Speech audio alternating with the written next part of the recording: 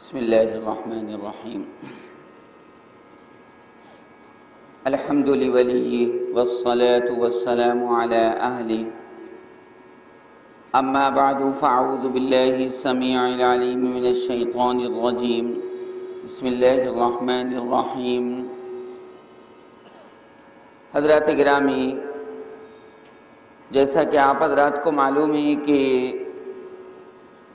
آج کا پروگرام سورہ حاقہ کے سلسلے میں دوسرا پروگرام ہے اور سورہ حاقہ 29ویں پارے میں ہے، اور پچھلے درس میں عرض کیا گیا تھا کہ اللہ سبحانہ و تعالی نے سارے قرآن پاک کے اندر قیامت کے بارے میں 28 ناموں کا ذکر کیا ہے، شاید آپ کو یاد ہو، اور اس سلسلے میں چند ناموں کا بیان میں نے آپ حضرات کے سامنے کر دیا تھا،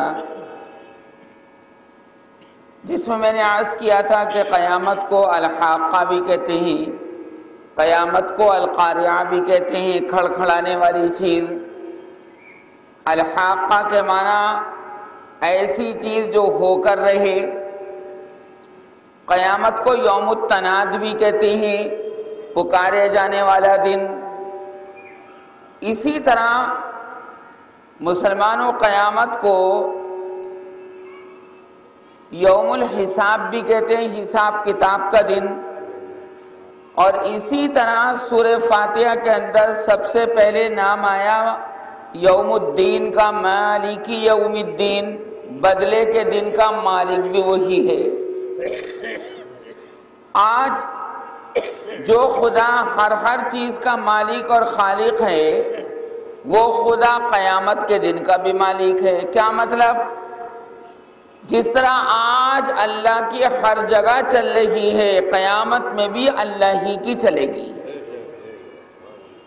کسی اور مائی کے لال کی وہاں پر چلنے والی نہیں۔ اللہ تعالیٰ تو خود فرمائے گا لمن الملک اليوم للہ الواحد القہار، بتاؤ آج کس کی بادشاہت ہے؟ جب کوئی جواب دینے والا جواب نہیں دے گا تو خود ہی اللہ جواب دے گا للہ الواحد القہار، آج اس اللہ کی بادشاہت ہے جو اکیلا تو ہے، ایک تو ہے لیکن سب پر غالب ہے، کسی کی نہیں، نہ فرعون کی، نہ حامان کی، نہ شداد کی، نہ قارون کی، نہ کسی سردار کی، نہ غیر سردار کی، نہ کسی ابو جہل ابو لہب کی، عتبہ عتیبہ کی، نہ کسی مغلیہ بادشاہ کی، کسی کی نہیں۔ جیسے آج وہ بادشاہ ہیں، ملک الملوک ہیں، اسی طرح قیامت کے دن بھی اللہ کی یہی صفت رہے گی۔ کیونکہ یہ کوئی بات ہے کہ دنیا میں تو اللہ کی چلے اور قیامت میں اللہ کی نہ چلے، یہ تو کوئی بات نہ ہوئی، نہیں، یہاں بھی اللہ کی اور وہاں بھی اللہ کی۔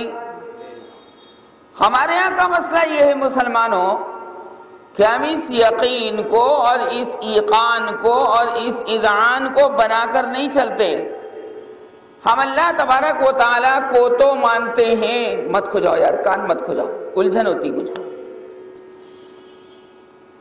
اللہ تبارک و تعالیٰ کو تو مانتے ہیں پر اللہ کی نہیں مانتے۔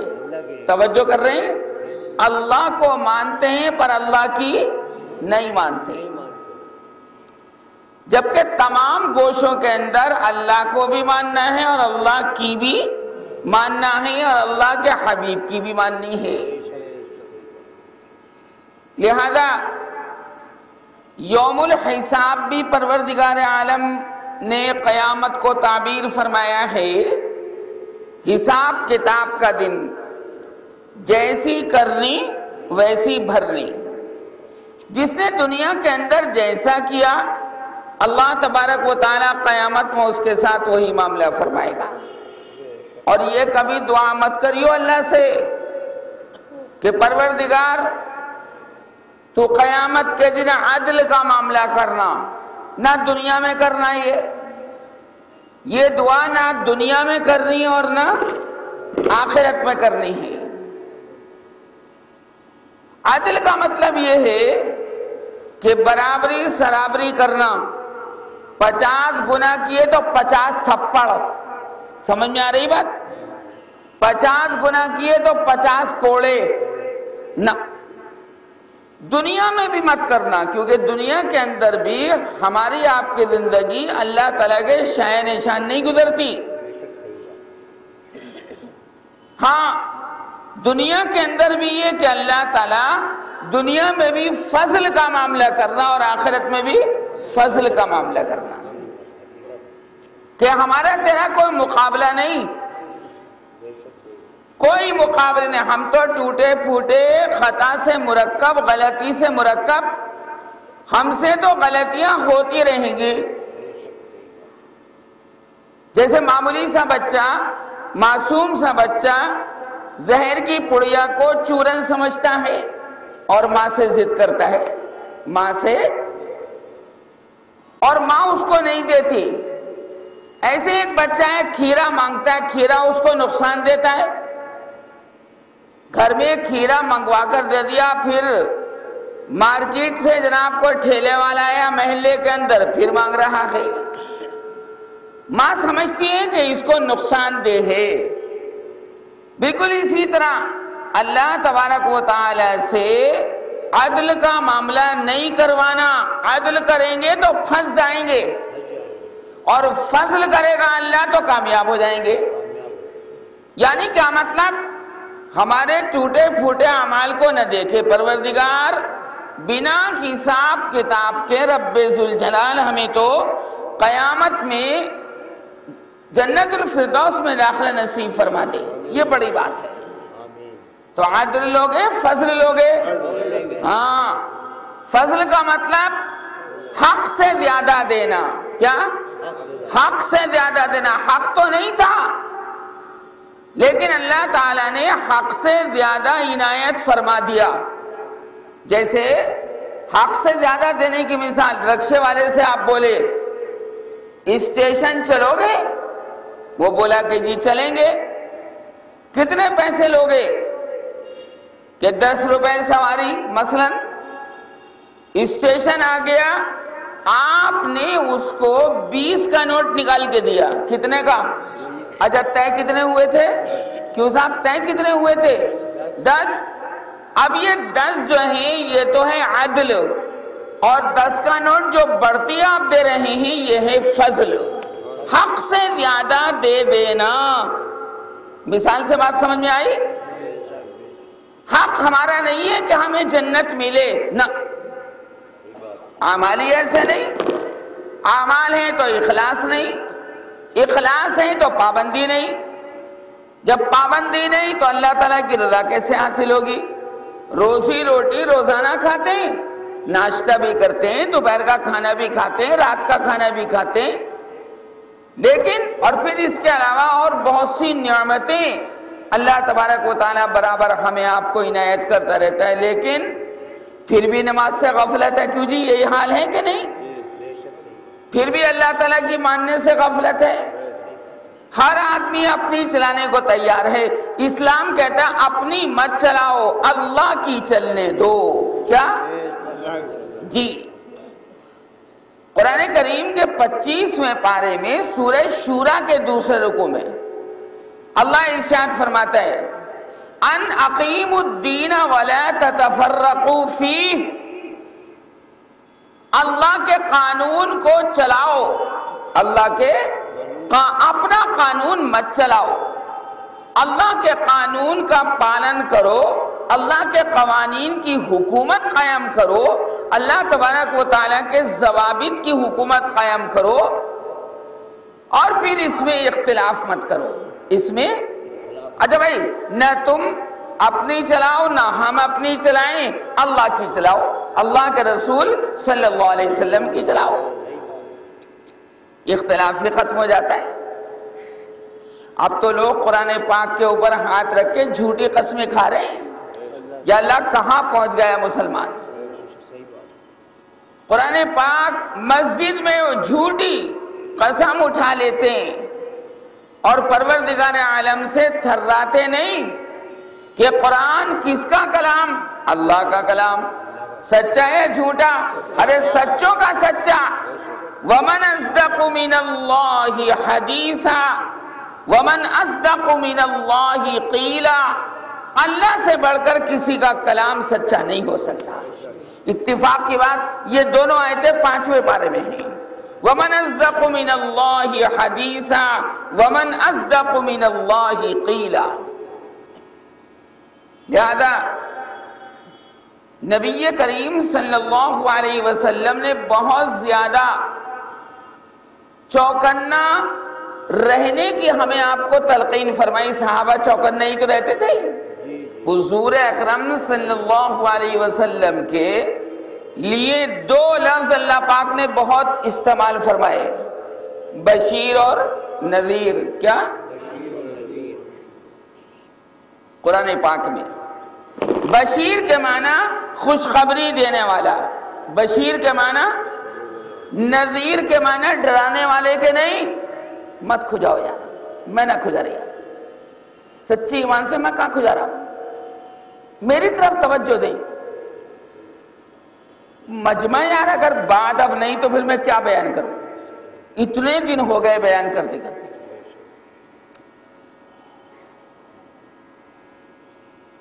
کیا کہہ رہا تھا میں آپ کے سامنے یہ عرض کر رہا تھا کہ حضور اکرم صلی اللہ علیہ وسلم نے حق تعالیٰ کا فرمان پہنچایا. حق تعالیٰ نے آپ کے لیے 2 لفظ استعمال فرمائے زیادہ، بشیر اور نذیر.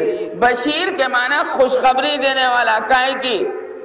جنت کی، جنت کے لازوال پانی کی، جنت کے اندر حوض کوثر، نہر کوثر کی، اللہ تبارک و تعالیٰ کی رحمت کے غالب ہونے کی، اور یہ کہ اللہ تعالیٰ تمہارے اوپر انعامات کی موسلا دھار بارش کرتا رہتا وغیرہ وغیرہ. بہت خوشخبری دی آپ نے.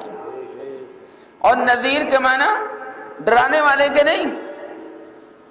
جیسے عام طور سے کتابوں کے اندر لکھا رہتا ہے ڈرانے والا، اور ڈرا کے کوئی دین پھیلتا. بھائی کوئی دین پھیلتا ڈرا کے؟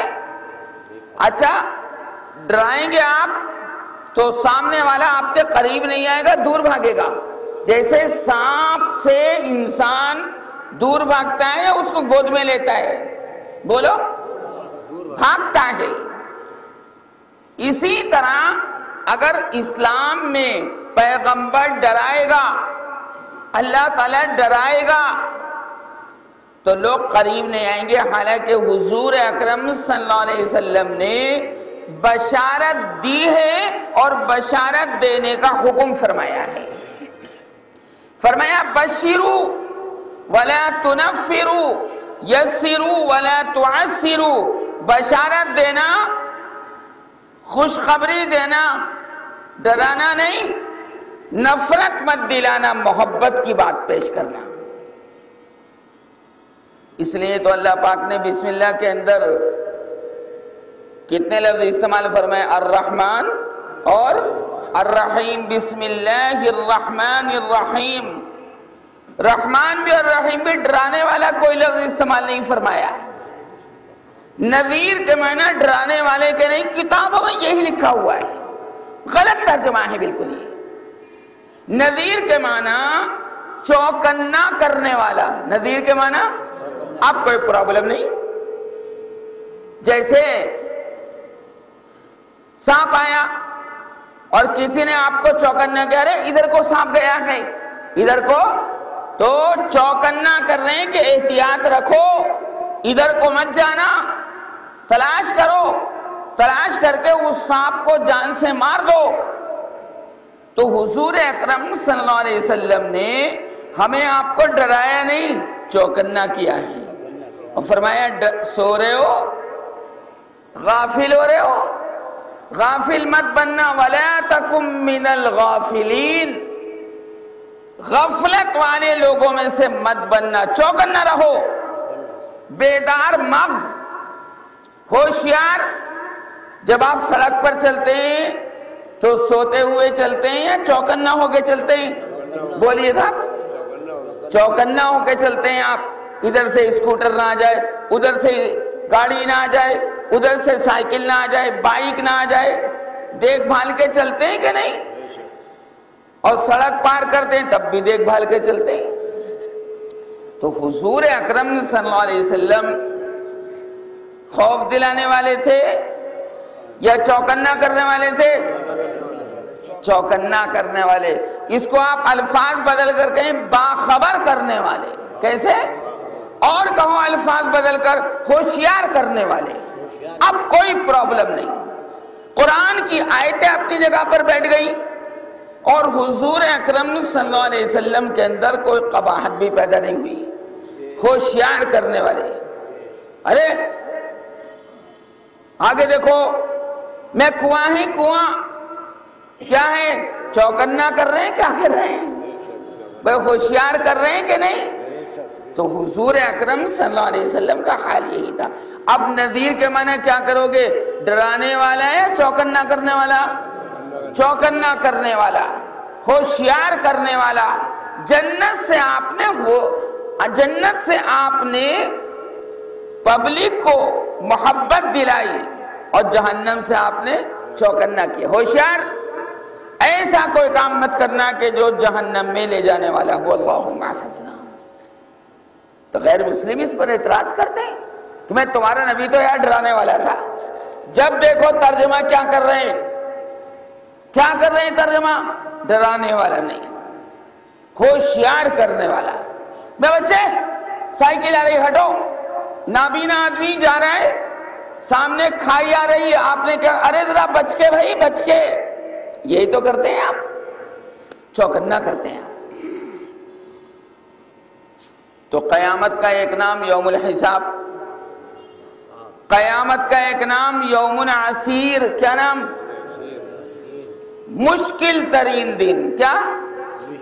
یا ایھا المدثر قم فانذر وربک فکبر وثیابک فطہر والرجز فاہجر ولا تمنن تستکثر ولربک فاصبر فإذا نقر في الناقور فذلك يومئذ يوم عسیر۔ آ گیا 29ویں پارے میں سورہ مدثر کا پہلا رکوع۔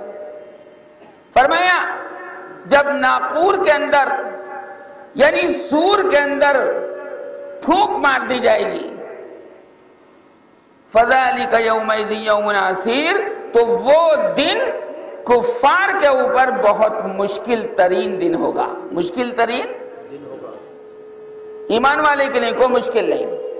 اور بھائی ایمان والا تو یار موت سے محبت کرتا ہے، موت کے فرشتوں سے محبت کرتا ہے۔ پہلے بھی میں نے آپ کو بتایا تھا کہ اگر آپ درود السلام بھیجیں گے ملک الموت کے اوپر، کائے کے اوپر؟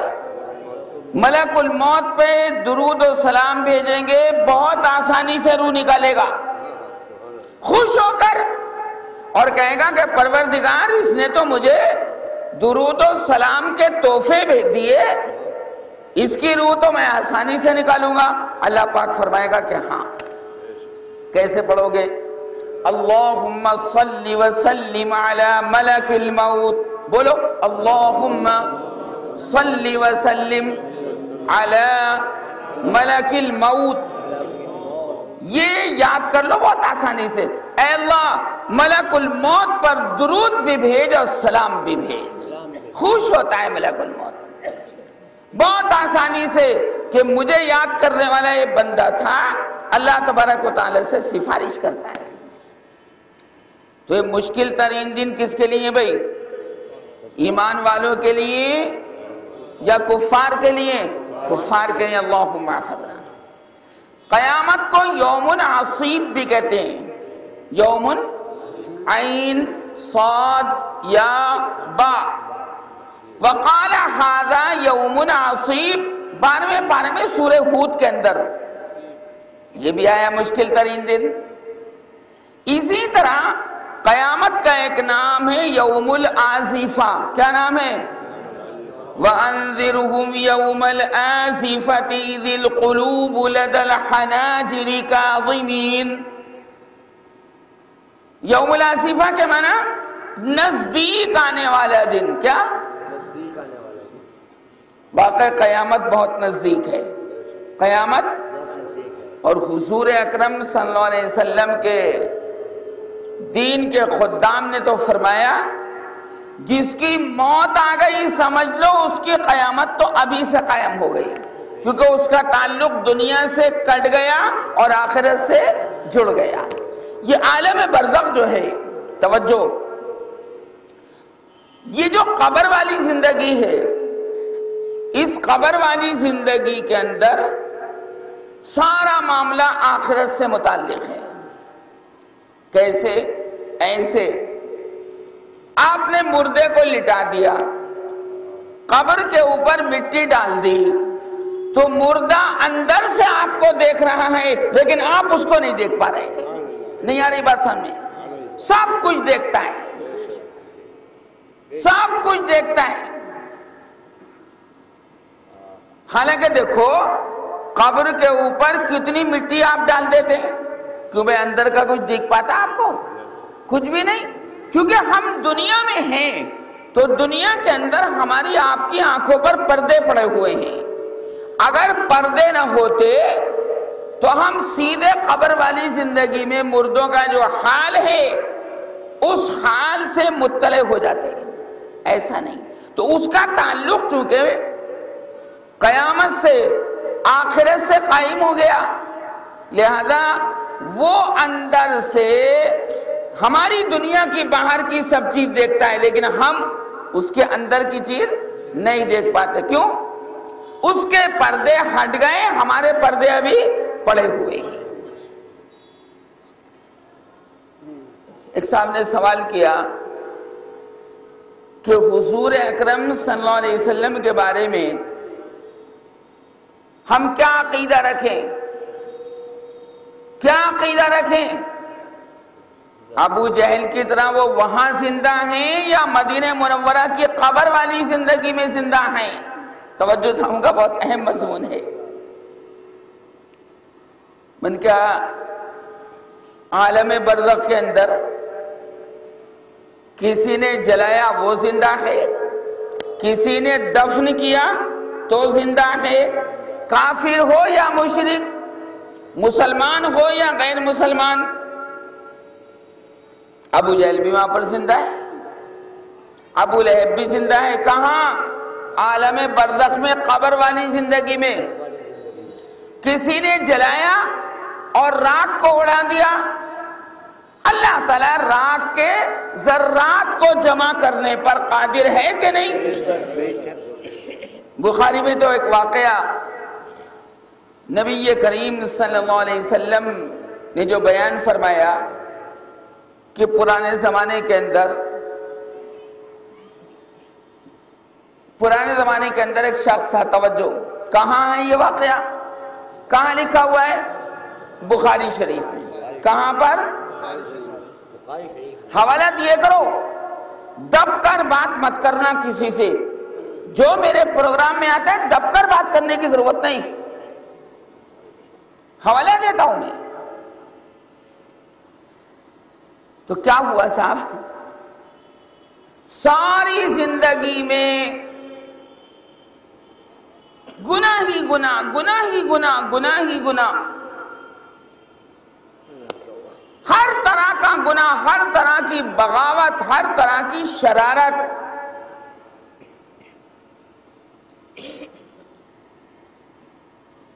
تو مرتے وقت کیا ہوا؟ اس نے اپنے لڑکوں کو جمع کیا۔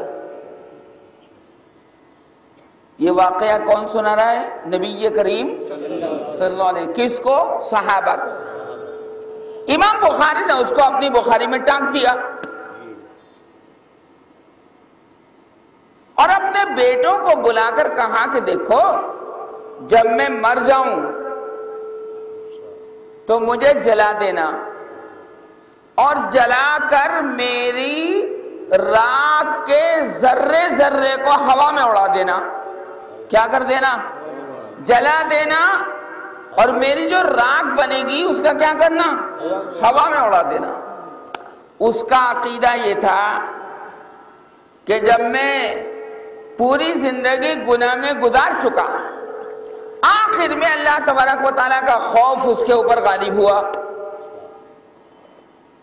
تو اس نے سوچا کہ اگر میں دفن ہوں گا تو اللہ تعالیٰ مجھے زندہ کر دے گا، اور جب جل جاؤں گا راکھ بن جاؤں گا اور راکھ کو ہوا میں اڑا دیا جائے گا تو اللہ کیسے جمع کرے گا؟ بھول تھی اس کی، بھول، سچی بھول تھی اس کی۔ ہمارا آپ کا خدا تو کمزور تھوڑی ہے، ذرا سی دیر میں کر دیتا ہے، اوپر کی دھرتی نیچے کر دیتا ہے اور نیچے کی دھرتی اوپر۔ فَجَعَلْنَا عَالِيَهَا سَافِلَهَا وَأَمْطَرْنَا عَلَيْهِمْ حِجَارَةً مِّن سِجِّيلٍ، اوپر کی دھرتی نیچے اور نیچے کی دھرتی اوپر۔ اس کی بارگاہ میں تو بس ایسے کرنا بہتر ہے۔ کیسے؟ اور ہمارے یہاں ایسے تو ہوتا نہیں، ہمارے یہاں تو ایسے ہوتا نہیں، ہمارے یہاں تو ایسے ہوتا ہے۔ کیوں بھائی؟ ہاتھ باندھتے ہو کہ نہیں؟ ہاتھ باندھتے ہو کہ نہیں؟ ہمارے یہاں ایسے ایسے نہیں کرتے نا۔ یہ مسلمان کا، اہل اسلام کا، اہل ایمان کا طریقہ کار نہیں کہ جہاں کوئی چیز دیکھی اور آپ ایسے کر کے گزر گئے۔ نہ، ہم تو جی اللہ کے سامنے سجدہ کرتے ہیں۔ یہ پیشانی کس کے سامنے جھکاتے ہو؟ اللہ کی۔ سچی کسی اور کے سامنے جھکانے کو طبیعت بھی نہیں چاہتی۔ سجدہ لازم ہے، سجدہ لازم ہے اظہار بندگی کے لیے۔ کیا کہہ رہا ہوں میں؟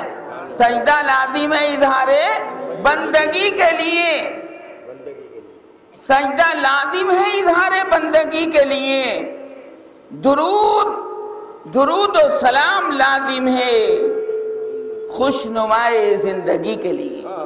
جب تک درود و سلام نہیں، بیکار ہے یار زندگی، یا اس کے بغیر کوئی خوشنمائی آ سکتی؟ کچھ نہیں آ سکتی۔ نماز اللہ کے لیے اور درود و سلام مصطفیٰ کے لیے صلی اللہ علیہ وسلم، اس کے بغیر نہیں۔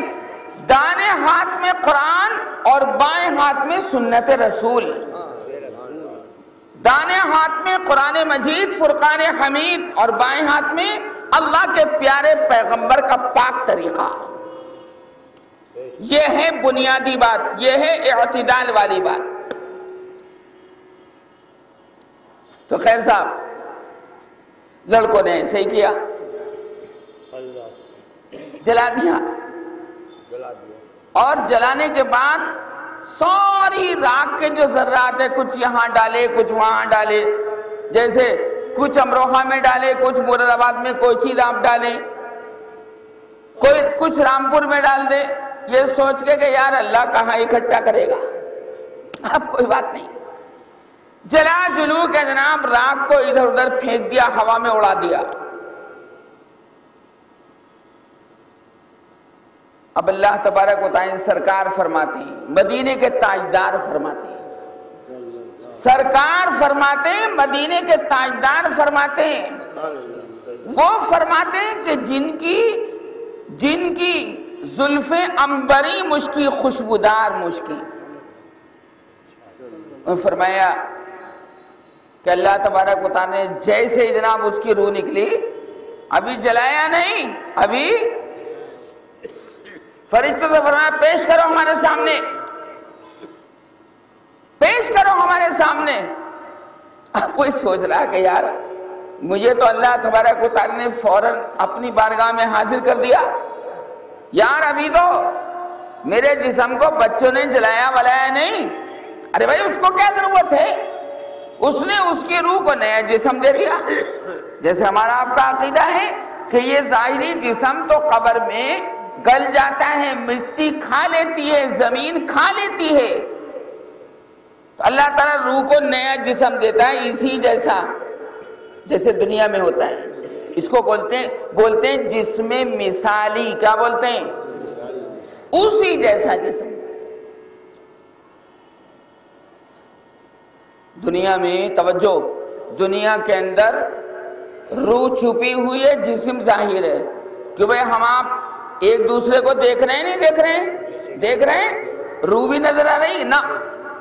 دنیا کے اندر روح چھپی ہوئی ہے، جسم ظاہر۔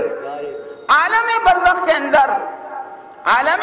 کے اندر روح ظاہرہ جسم چھپ گیا.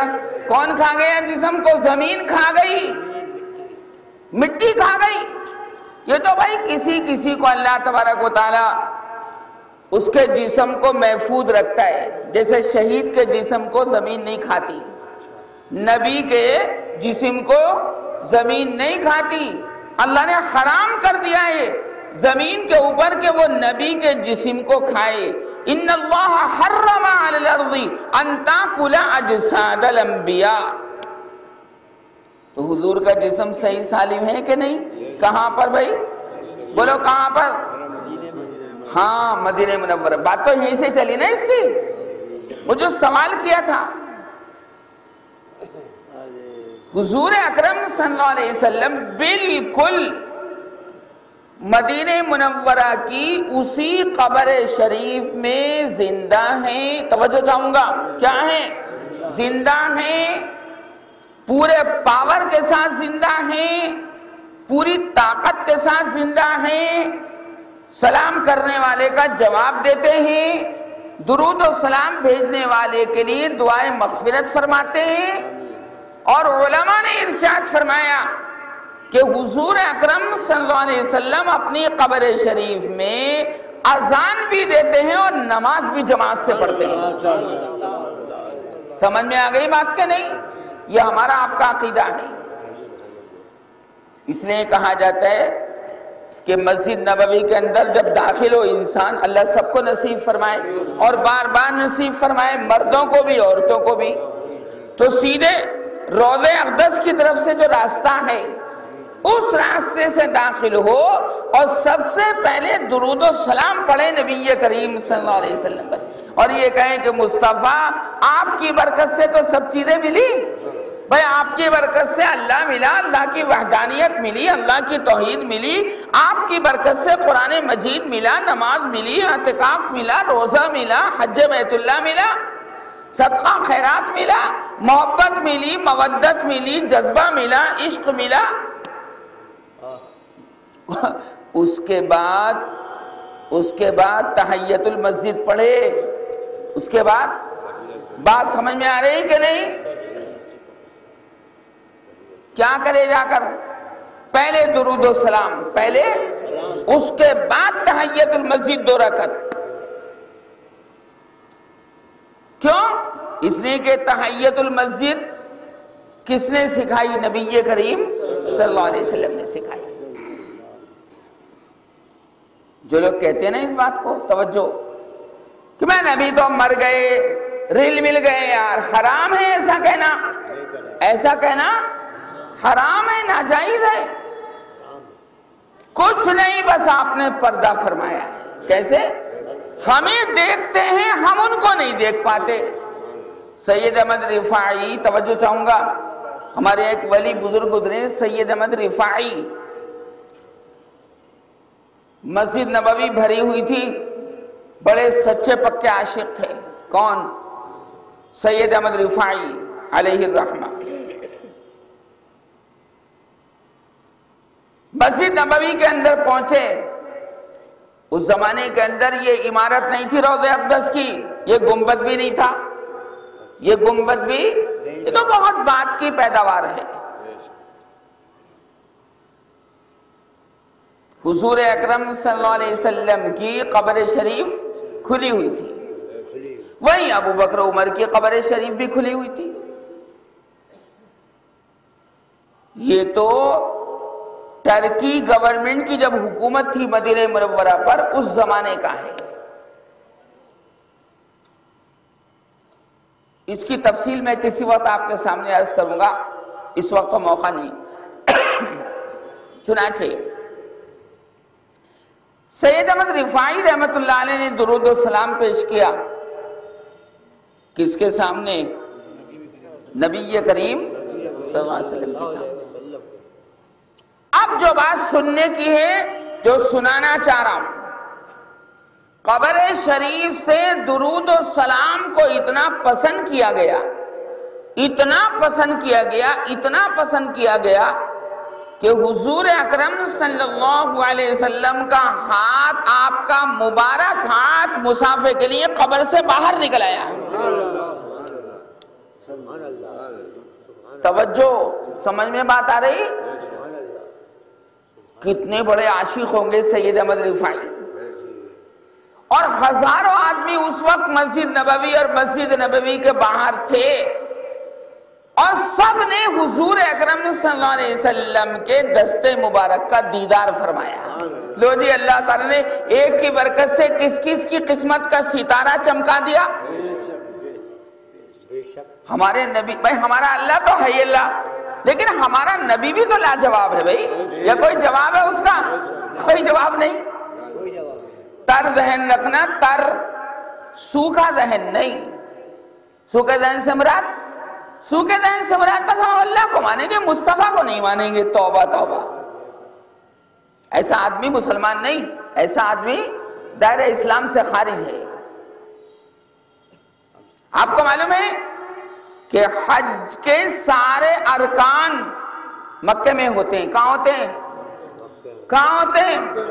خانہ کعبہ کا طواف مکے میں ہے، صفا مروہ کے درمیان سعی مکہ مکرمہ میں ہے، عرفات کے میدان کا وقوف مکہ مکرمہ کے قریب ہے، مینا میں قیام مکہ مکرمہ کے قریب ہے۔ مدینے میں تو کچھ نہیں ہوتا، پھر کیوں جاتے ہو مدینے؟ کیوں جاتے ہو؟ ارے بھائی کیوں جاتے ہو؟ سعودی گورنمنٹ بھی 40 نمازیں وہاں پڑھواتی ہے۔ کیوں پڑھواتی؟ کیوں پڑھواتی ہے؟ اس لیے کہ اللہ کے گھر میں جس طرح حاضری ضروری ہے، اسی طرح حاضری اللہ کے رسول کی قبر شریف پر بھی ضروری ہے۔ بیکار ہے۔ صحابہ کا تو عقیدہ، پچھلی میں تو میں نے عرض کیا تھا حضرت انس کا عقیدہ، حضرت انس کا، حضرت صوبان کا عقیدہ سنو۔ صوبان، سا واو با الف نون، صوبان کے معنی بار بار اللہ کی جانب رجوع کرنے والا۔ تو ایک مرتبہ حضرت صوبان رضی اللہ تعالیٰ عنہ غمگین بیٹھے تھے، غم زدہ، رنج و غم میں مبتلا بیٹھے تھے۔ حضور اکرم صلی اللہ علیہ وسلم نے فرمایا، صوبان کیا بات ہے؟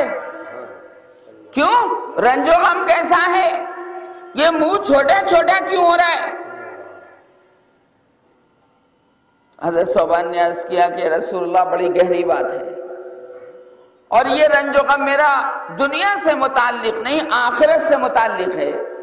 آپ نے فرمایا کچھ کھول کے تو بیان کرو بھائی، کھولو نہیں، تفصیل کرو، کیا پرابلم ہے؟ حضرت صوبان رضی اللہ تعالیٰ نے فرمایا کہ یا رسول اللہ، مجھے یقین ہے کہ آپ کے وسیلے سے، قرآن کے وسیلے سے، اللہ کی رحمت کے وسیلے سے میں جنت میں جاؤں گا، پر وہ جنت لے کر کیا کروں گا جس جنت میں آپ کی ملاقات نہیں ہوگی، جس جنت میں، سچی بتا رہا ہوں، صحابہ کا عقیدہ سوکھے مولویوں نے برباد کر دیا۔ صحابہ کا عقیدہ ہے یہ قرآن کی آیت اتری تو کہا کیسے کہ حضور آپ تو بہت بڑے بہت بڑے بہت بڑے بہت بڑے، اللہ تعالیٰ آپ کو جنت الفردوس میں اعلیٰ مقامی عنایت فرمائے گا، ہم کہاں اور آپ کہاں، ہم کہاں اور آپ کہاں، ہماری تو ملاقات نہیں ہو پائے گی۔ فرمایا صوبان گھبرانے کی بات نہیں، آپ یہ فرما کر خاموش ہو گئے، 7 آسمانوں کے اوپر سے اللہ خاموش نہیں ہوا، اللہ خاموش فرمایا یہ جو ایمان والے ہیں یہ قیامت میں اللہ کے رسول کے ساتھ جنت میں ہوں گے۔ کہاں ہوں گے؟ خوب ملاقات ہوگی انشاءاللہ۔ دعا کرو اللہ تعالی ہمیں آپ کو بھی وہ ملاقات نصیب فرمائے۔ ہم تو جی سرکار کے بھکاری ہیں، نہیں آ رہی بات سمجھے؟ بالکل سرکار کے بھکاری ہیں۔ سرکار نے اللہ کے سامنے مانگنے کا طریقہ سکھایا ہے۔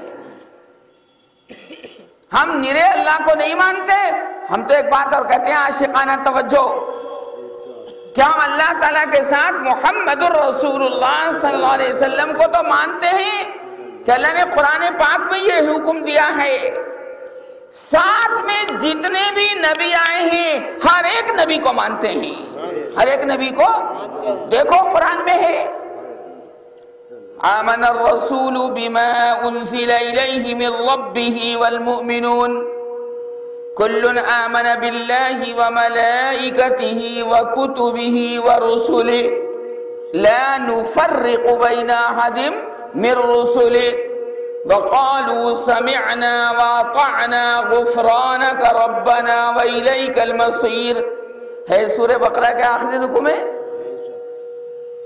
فرمایا جو مصطفیٰ کو مانے اور باقی کسی ایک نبی کا بھی انکار کر دے تو وہ مسلمان نہیں ہے۔ ہم حضور کو کیسے چھوڑ دیں گے؟ ہمارے ہاں تو جتنے پیغمبر آئے ہیں دنیا کے اندر اللہ تبارک و تعالیٰ کی جانب سے، چاہے ہمیں ان کے نام معلوم ہو اور چاہے نہ ہو، ہر ایک کے اوپر ایمان لانا ضروری ہے۔ تو جب ہر ایک نبی پر یقین کرنا ضروری تو مصطفیٰ کو چھوڑ سکتے ہیں؟ وہ تو ہمارے ہیں بھائی، کیوں بھائی آپ بتاؤ آپ کس کی امت میں ہو، موسیٰ کی، عیسیٰ کی یا محمد کی؟ ہمیں تو بھائی جیسے اولاد کو اپنے ماں باپ سے پیار ہوتا ہے نا، ہمارے باپ روحانی باپ کون ہے؟ نبی کریم۔ ہر نبی اپنی امت کا باپ ہوتا ہے، روحانی، جسمانی نہیں، روحانی۔ موسیٰ اپنی امت کے روحانی والد، عیسیٰ اپنی امت کے روحانی والد، جسمانی نہیں۔ یہ تو قرآن میں کہہ دیا گیا ما كان محمد ابا احد من رجالكم ولكن رسول الله وخاتم النبيين وكان الله بكل شيء عليما۔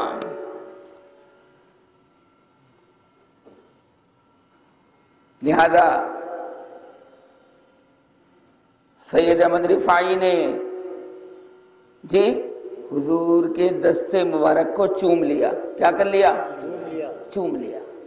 چومے جانے کے قابل ہے بھائی یا نہیں؟ اب یار ایسی دولت ملے، ایسی دولت ملے اور پھر آدمی ہاتھ نہ چومے تو پھر بیکار ہے۔ اوہو، اپنے استاد کے ہاتھ کو چومنا جائز ہے، یہ شریعت کا عقیدہ ہے، یہ مصافحہ۔ اور سرکار کو تو صحابہ نے بہانے بہانے سے گلے سے لگایا، کیسے لگایا؟ کہ کسی طرح جسم مل جائے، ایسے کر کے بھینچ لیا، ایسے کر کے۔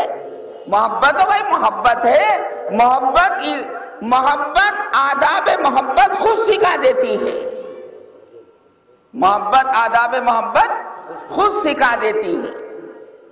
اس لیے کہا گیا کہ جو محمد کی چال چلے گا اللہ اس سے پیار کرے گا، اللہ اس سے، کیونکہ یہ محبوب اللہ کے محبوب کی چال چل رہا ہے، نقل کر کے آ رہا ہے اس کی، اللہ نقل کے اوپر بھی اصل کا ثواب عنایت فرما دیتا ہے۔ معلوم ہے کہ حضرت موسیٰ کے خلاف جو جادوگر آئے تھے میدان مقابلہ میں آئے تھے، یاد ہے آپ کو؟ حضرت موسیٰ کو ہرانے کے لیے بلایا کس نے تھا؟ جادوگروں کو، فرعون نے۔ وہ یہ سمجھ رہا تھا کہ موسیٰ جو نبی ہے وہ نبی نہیں، جادوگر ہے، جادوگر۔ تو جادوگر کا مقابلہ کرنے کے لیے جادوگر کو بلا لیا۔ توجہ، یہ ہے سننے کی بات، گہری بات۔ مین پوائنٹ یہ ہے کہ آپ نے یہ بھی سنا کہ جن جادوگروں کو بلایا تھا وہ جادوگر میدان مقابلہ میں ایمان لا چکے تھے کہ نہیں؟ سنا؟ سینکڑوں مرتبہ سنا، بس اشارہ کروں گا پھر۔ اب فرعون نے تو کہا تھا لَأُصَلِّبَنَّكُمْ فِي جُذُوعِ النَّخْلِ وَلَتَعْلَمُنَّ أَيُّنَا أَشَدُّ عَذَابًا وَأَبْقَىٰ۔ ابے کھجور کے پیڑ کے اوپر تمہیں سولی پہ لٹکاؤں گا۔ وہ پھر بھی نہ ڈرے، کون؟ جادوگر۔ وہ کہنے لگے کہ اب ایمان آ چکا تو آ چکا، اب سولی کا کوئی ڈر نہیں، سولی کا جان دی ہوئی اسی کی تھی، حق تو یہ ہے کہ حق ادا نہ ہوا۔ کہنے لگے بھائی قالوا آمنا برب العالمین رب موسیٰ و ہارون قال آمنتم له قبل ان آذن لکم، بلایا میں نے، فرعون کہنے لگا بلایا میں نے تمہیں مقابلے کے لیے، ایسا لگتا کہ موسیٰ سے تمہاری کچھ سٹ بٹ گئی، کیا ہو گئی؟ کچھ یار اندرونی چال چل لی تم نے، موسیٰ نے تمہارے اوپر جادو کر دیا۔ ہمارے یہاں اس کو تو کہتے ہیں سڈنا بڑھنا، سٹ بڑھ گئی، کچھ اندر چال ہو گئی، اسی کو بعض علاقوں میں کہتے ہیں مک مکا، کیا بولتے ہیں؟ مک مکا، اندر اندر کچھ چال چل دی، مک مکا ہو گیا۔ تو فرعون نے یہ کہا اچھا ابے موسیٰ نے تمہارے اوپر یاد چڈی گانڈ لیا، میرا کیا ہوگا؟ تو جناب اس نے اس طرح کی سختی کی کہ بلایا میں نے اور گیت گا رہے ہو موسیٰ کا، گیت گا رہے ہو کھلاؤں میں پلاؤں میں خرچہ میں دوں، اور موسیٰ کی موافقت کر رہے ہو، ہماری مخالفت کر رہے ہو۔ اب معلوم ہے آپ جانتے ہیں ایک عاشقانہ بات بتا دوں، عارفانہ بات بتاؤں کہ موسیٰ کے مقابلے میں جو جادوگر آئے تھے وہ مقابلے کے لیے آئے تھے، بے شک مقابلے کے لیے آئے تھے کہ موسیٰ کو ہرا دیں گے ہرا دیں گے ہرا دیں گے، تبھی تو انہوں نے کہا تھا جادوگروں نے کیوں جی بادشاہ صاحب بادشاہ سلامت کچھ ملے گا بھی یا فری میں؟ ہاں واقعی قرآن نے کہا اس کو قالوا اَإِنَّ لَنَا لَأَجْرًا إِن كُنَّا نَحْنُ الْغَالِبِينَ، کچھ ملے گا بھی یا فری میں کام کروا رہے ہو؟ اللہ کی طرف سے ان کی قسمت کا ستارہ چمک رہا تھا، اللہ کہہ رہا تھا ابے فرعون سے کیا لوگے کم بختو، میری طرف سے تمہیں ایمان کی دولت ملے گی۔ ہاں ہاں اب یہ میدان مقابلے میں ایمان کیوں لائے؟ اب بتا رہا ہوں میں اصل بات، اس پہ سنا رہا ہوں کہ اللہ تعالیٰ نقل پہ بھی اصل کر دیتا ہے، نقل پہ بھی۔ وہ کیوں؟ انہوں نے پوچھ لیا کہ موسیٰ کپڑے کیسے پہننے، موسیٰ کپڑے کیسے پہننے؟ کسی نے کہا کہ ایسے کپڑے پہننے ہیں، کچھ جبہ ہے جیسے عرب کے علاقے میں پہنتے جبہ، مصر بھی تو جبے میں ہی ہے، جبے کے لوگ وہاں پر رہتے ہیں، بھائی مصر بھی عرب کا علاقہ ہے کہ نہیں؟ قرآن میں لفظ مصر آیا، مصر کا ذکر آیا، وَقَالَ ادْخُلُوا مِصْرَ إِن شَاءَ اللَّهُ آمِنِينَ۔ چنانچہ وہ بتایا کہ صاحب ایسے ایسے کپڑے پہننے، تو انہوں نے فرعون سے کہا ہمارے کپڑے بھی ایسے ہی سلوا کے دے۔ کیسے؟ اچھا جس وقت یہ بات ہو رہی تھی تو وہ کافر تھے مسلم تھے؟ کافر تھے بھائی ابھی، انہوں نے کہا کپڑے ایسے ہی سلوا کے دے، فرعون نے سلوا دیے۔ اب موسیٰ جیسے کپڑے پہن کر جب مقابلے کے میدان میں آئے تو اللہ تبارک و تعالیٰ نے فرشتوں سے فرما دیا کہ میرے محبوب پیغمبر موسیٰ سے مقابلہ کرنے آئے ہیں موسیٰ جیسے کپڑے پہن کر، لہذا ان کو اگر ایمان کی دولت نہ دوں گا تو پھر کس کو دوں گا؟ میرے نبی کی صورت بنا کر آئے، میرے نبی جیسے کپڑے پہن کر آئے۔ سمجھ میں آ رہی بات؟ یہ ہے اندر کی بات۔ اس لیے مقابلے کے میدان میں اللہ نے ان کو مومن بنا دیا، اور کیسا؟ پھسپھسا مومن نہیں، پکا۔ وہ مسلمان ہونے کے بعد ان جادوگروں کے ایمان لانے کے بعد فرعون دھمکی ذرا سولی چڑھواؤں گا، سولی ناخن کٹوا دوں گا، کھچوا لوں گا ناخن۔ ہاں کفر اسلام کو ایسے ہی للکارتا ہے، کفر کفار اہل اسلام اہل ایمان کو ایسے ہی للکارتے ہیں، مگر جب ایمان رچ بس گیا تو اب قیمہ بنے یا جان کی کٹائی ہو، کوئی پرواہ نہیں کرتا مومن۔ لہذا نقل پر اللہ تعالیٰ نے اصل عنایت فرما دی۔ تب بتاؤ، میں آپ سے پوچھتا ہوں، کیا موسیٰ کے مقابلے میں جو جادوگر آئے تھے انہوں نے موسیٰ جیسا حلیہ بنایا، موسیٰ جیسے کپڑے پہنے، ان کو موسیٰ جیسی نقل کرنے کی وجہ سے اللہ تعالیٰ جنتی بنا سکتا ہے، تو مصطفیٰ کی نقل کرنے والوں کو بھی جنتی بنا سکتا ہے کہ نہیں؟ بولے موسیٰ بڑے مصطفیٰ بڑے؟ بتاؤ نا کون بڑا ہے؟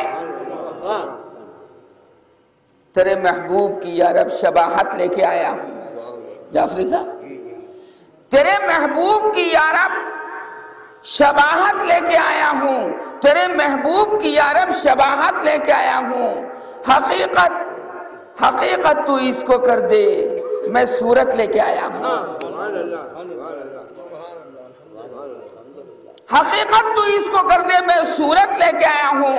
صورت بنا کے آئے، موسیٰ کے مقابلے میں ہار گئے، ایمان والے بن گئے اور میدان مقابلے میں سجدے میں گر پڑے۔ ایمان نہیں، صرف سجدہ کیا، وہیں پر سجدہ۔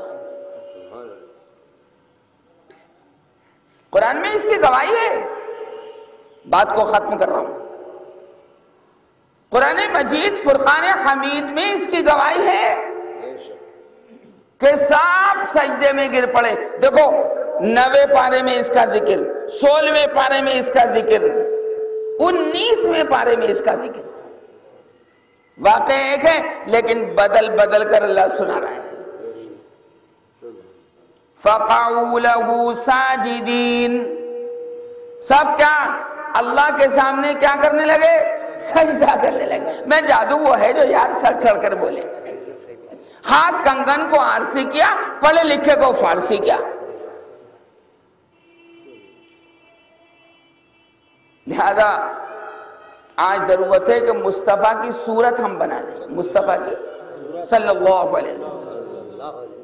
داڑھی سجا لو، داڑھی، مرنے کا وقت تیار ہے، قبر میں بے داڑھی مونچھ کے گئے تھپڑ ماریں گے فرشتے، اس وقت کیا کرو گے؟ اور فرشتے نہ بھی ماریں تو مصطفیٰ کے بارے میں پوچھا جائے گا مردے سے، ما کنت تقول فی ھذا الرجل، اس آدمی کے بارے میں مصطفیٰ کی زیارت کروا کر فرشتے پوچھیں گے کیا کہتا تھا اس بارے میں، اس آدمی کے بارے میں۔ نام نہیں بتائیں گے، نام بتا دیا محمد کا تو پہچان لے گا نا۔ محمد کی صورت بھی لے کے آیا کہ نہیں؟ ابے پوتی پوتان تیرے ہو گئے، نواسے نواسیان ہو گئے تیرے ہو گئے، نواسیوں کے بھی لڑکے ہو گئے یار۔ میں کسی خاص آدمی کو نہیں کرا، میں ایک عام بات بتا رہا ہوں۔ رکھ لے مصطفیٰ جیسی صورت بنا لے، اور مصطفیٰ کو تو وہاں نہ پہچان سکا تو وہاں اماں ابا مدد کرنے نہیں آئیں گے۔ مصطفیٰ اگر کہہ دے یہ تو میرا ہے، یہ تو کامیابی ہے۔ شرماؤ مت، مصطفیٰ کی نقل کرنے میں شرماؤ مت۔ دنیا کا کوئی بادشاہ ہو یا وزیر اعظم پرائم منسٹر ہو، مصطفیٰ سے بڑا نہیں ہے۔ مصطفیٰ سے کیوں بھائی، کیا عقیدہ آپ کا بتاؤ؟ کوئی ہے بڑا؟ کسی کی ماں بڑی، کسی کا باپ بڑا، کسی کی تجارت بڑی؟ کوئی بڑا نہیں اللہ کے بعد۔ اگر کوئی بڑا ہے تو میرے مصطفیٰ، آپ کے مصطفیٰ بڑے۔ زور سے بولو صلی اللہ علیہ وسلم۔ معمولی کھیل ہے کوئی؟ سرکار نے اگر منہ پھیر لیا نا، یہاں سے لے کر مردے کی قبر سے لے کر مدینہ منورہ تک سارے پردے اٹھا دیں گے فرشتے، قسم بخدا سچ کہہ رہا ہوں۔ کبھی یہ سمجھو فوٹو ووٹو دکھایا جائے گا وہاں پر، نا۔ اللہ حجابات کرنے پر بھی قادر اور حجابات اٹھانے پر بھی قادر۔ مردے کی قبر سے ڈائریکٹ سیدھے مصطفیٰ کی قبر میں دیدار کروایا جائے گا۔ اس وقت اگر بے داڑھی منڈا دیکھ کر مصطفیٰ نے منہ پھیر لیا تو کیا کرو گی؟ کیوں بھائی؟ شرم کرنے کی ضرورت۔ یہ نمازیں ایک طرف کو رکھی جائیں گی. نہیں آ رہی بات سمجھے؟ اللہ دیکھے گا کہ مصطفیٰ بھی راضی ہیں اس سے کہ نہیں. مصطفیٰ بھی ایک مشت داڑھی رکھو بس. کتنی؟ ایک مشت، ایک مٹھی، بس. آگے بڑھ جائے تو کٹوا سکتے ہو. قبر میں پیر لٹکائے بیٹھے ہیں ہمارا آپ، میں بھی آپ بھی. کیوں بھائی موت کا کوئی وقت طے ہے؟ بولو بتاؤ، طے ہے کوئی وقت؟ آ جاؤ مصطفیٰ کی لائن پر آ جاؤ. صورت بنا لو مصطفیٰ جیسی. جو کنوارے ہیں وہ بھی بنا لیں، اس لیے کہ ان کنواروں کو بھی اللہ تعالیٰ داڑھی کی برکت سے اچھا بر عنایت فرمائے گا. اچھا بر بہترین جگہ اللہ تعالیٰ نیک صالح بچی عنایت فرمائے گا. کس کی برکت سے بھائی؟ یار مصطفیٰ کی ایک سنت کی برکت سے. اور اگر ساری سنتیں زندہ کر لیں تو سبحان اللہ سبحان اللہ سبحان اللہ ماشاءاللہ ماشاءاللہ. ہر ایک ایک سنت کو زندہ کرنے پر اللہ کی طرف سے کروڑ موسلادھار بارش ہو. ہمارا آپ محسوس نہیں کر پاتے. ہوش میں آ جاؤ. رات میں سوتے رہ گئے، صبح کو خبر اڑ جائے گی مر گئے. اور دن میں سوئے قیلولے کے اندر تو خبر اڑ جائے گی. کیوں بھائی؟ ہوتا نہیں ہوتا. صبح کو یار پتہ چلتا کہ اچھے خاصے آئے تھے، بات چیت کر کے آئے تھے، دوستوں میں سے آئے تھے، پھر اٹھے ہی نہیں. کیوں بھائی؟ ہوتا نہیں ہوتا ہے. جعفری صاحب ہوتا نہیں ہوتا. یہ سینکڑوں کیس ہوتے رہتے ہیں. فَجَاءَهُمْ بَعْسُنَا بَيَاتًا، رات میں بھی آ جاتی ہے. اَوْ هُمْ قَائِلُونَ، اور دوپہر میں سوتے وقت بھی آ جاتی ہے. تو خیر صاحب اس آدمی کو پروردگار، بس آخری بات، اس کو کھڑا کر دیا. کیوں بھائی؟ کیا بات تھی؟ کیوں جلنے کی وصیت کی تھی؟ کہ حضور پروردگار آپ سے ڈر لگتا تھا، اس لیے میں نے بچوں سے کہہ دیا تھا کہ مجھے جلا دینا اور راکھ ادھر سے ادھر کر دینا. میرے دماغ میں یہ تھا کہ آپ میری راکھ کو جمع نہیں کر سکیں گے. میں مانتا تو تھا آپ کا، جبھی تو آخر میں ڈر لگا مجھے کہ اچھا توجہ چاہوں گا. اچھا میرے ڈر کی وجہ سے تو نے ایسی وصیت کی تھی کہ مجھے آگ میں جلا دینا اور راکھ کے ذرات کو ادھر ادھر اڑا دینا. کہ جی حضور آپ کا خوف تھا، پروردگار آپ کا خوف تھا. اللہ نے فرمایا سرکار سنا رہے، سرکار مدینے کے تاجدار صلی اللہ علیہ وسلم فرمایا اللہ تبارک و تعالیٰ نے پوچھا تو نے میرے ڈر کی وجہ سے کیا کہ جی حضور. سرکار نے فرمایا کہ اللہ فرماتا ہے، اللہ نے فرمایا کہ میں نے تجھے تیرے ڈرنے کی وجہ سے معاف کر دیا. کیا بہترین بات ہے. مغفرت کا سیلاب ہے حکیم صاحب، مغفرت کا سیلاب ہے، سیلاب کریمی. لیکن مصطفیٰ کو ناراض مت کرنا. اللہ اپنی شان میں گستاخی برداشت کر لیتا ہے لیکن مصطفیٰ کی شان میں گستاخی برداشت نہیں کر پاتا. اور مصطفیٰ نے جو کچھ کہا قسم بخدا اللہ کے حکم سے کہا. وَمَا يَنْتِقُ عَنِ الْهَوَىٰ إِنْ هُوَ إِلَّا وَحْيٌ يُوحَىٰ عَلَّمَهُ شَدِيدُ الْقُوَىٰ ذُو مِرَّةٍ فَاسْتَوَىٰ وَهُوَ بِالْأُفُقِ الْأَعْلَىٰ ثُمَّ دَنَا فَتَدَلَّىٰ. مصطفیٰ نے اپنی طرف سے کچھ نہیں کہا. شریعت بنائی اللہ نے، بتائی مصطفیٰ نے، وضاحت کی مصطفیٰ نے. اللہ پاک مجھے بھی عمل کی توفیق عطا فرمائے اور آپ حضرات کو بھی. وآخر دعوانا الحمدللہ رب العالمین.